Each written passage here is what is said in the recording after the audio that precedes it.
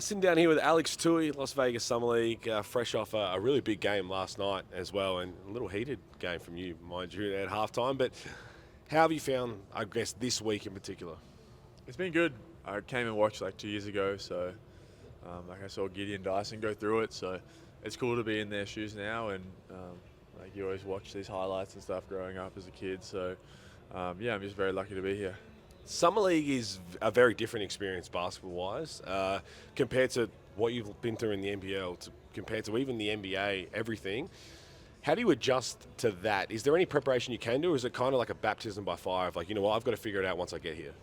I think people talk about like the level of physicality and the speed, but until you get in it, it's kind of like you can't really replicate it. So that's probably one of the main things is you just got to get out there and play. But talking to people and the trainings and stuff definitely helps and gives you an idea of what it's like and what you can get away with here and what you can't. So it's just great to have a great organisation behind me and have people that I can ask questions to and the guys that have done it before me.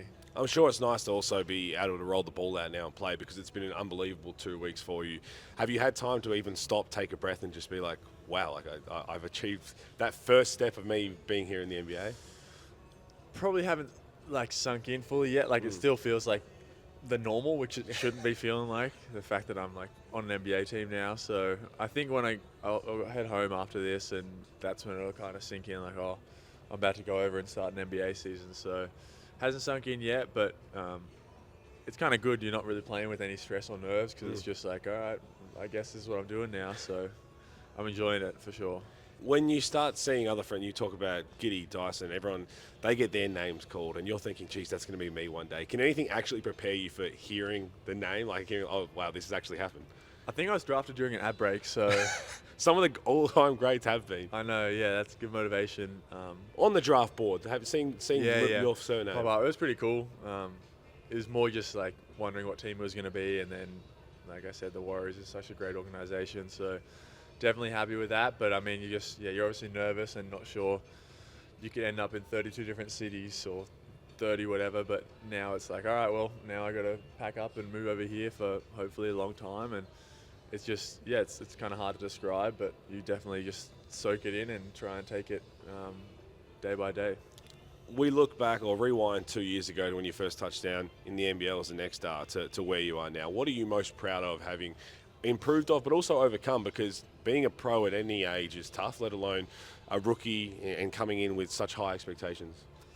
I think it's a balance of just being a pro in general is not just the basketball. So being able to look after myself, and I think the biggest achievement is just being comfortable in my own shoes and feeling like I can be myself, and kind of building those horizontal relationships instead of vertical. And that's something I read in a book, which I feel like is pretty cool. Just if you can't be yourself around someone, you probably shouldn't be around them. So I think the more that people can be vulnerable and feel open and be genuine, I think it just helps the world. So I'm comfortable that I've kind of found my own and kind of feel good as a person. I wish you didn't say that came from a book, because when you said that, I was like, damn, that's deep and that's actually elite. But it makes sense. Are you someone who likes to do that? Is certain books that have helped you as like, you know what, I'm on the court as much as I can be in the weight room doing all that, but when I want to kind of escape, these are my outlets? I think so. I don't like reading. Like I really like the idea of reading and reading books, but I don't read very much. And I bought a few books this summer, which I'm going to get through. But I always start reading them and be like, oh, I've got an idea, or I'm motivated to go do something, but I just got to sit down and push through it and have some patience. But I like those kind of like books about different sports. Like the inner game of tennis is a big one that I liked, and I'm sure a lot of people have read it, but that'd be one of my recommendations. And then, the more you can kind of find out about the mental side of basketball, and I think just the mental side and mental health is a big thing. So, it's something I'm definitely interested in. Anyone would be lucky to, you talk about such a great organisation like the Warriors, to be able to land in a place that we have such a connection with obviously Andrew Bogut and you in particular from Sydney, but that combined with getting here and having Taron Armstrong and another Aussie experiencing it already, does it make that transition a little easier? It does. It helps my accent. Like, Is that a shot at Josh?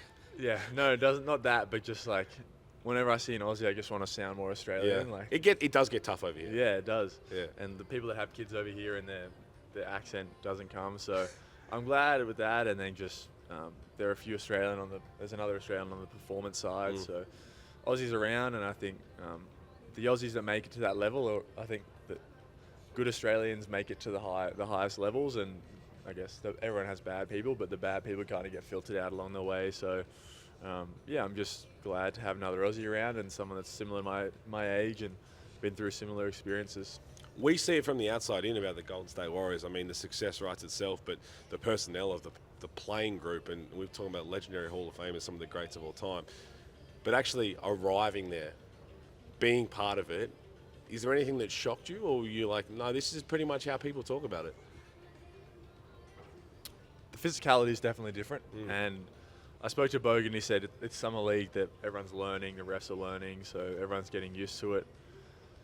Physicality is definitely different, and then just like you're now the biggest deal in town. Like the NBL is growing so much in Australia, and that's great to see, and to be a part of that is definitely cool. But like the facilities, the resources, there's literally no reason that you can't reach your max potential in whatever field of NBA you're in. If you're a coach or a front office or a player, I think there's so much available to you, and the sky's the limit. So I'm glad with that. And then like the day-to-day stuff, just the nitty-gritty definitely excites me, and I'm just going to try and get in the best shape of my life, try and get better each day, and just try and keep being better as a player and a human. Hey, congratulations on everything. I know it's been a whirlwind 2 weeks, but this is just the start of something very special, and we look forward to following it. Thank you. Appreciate it.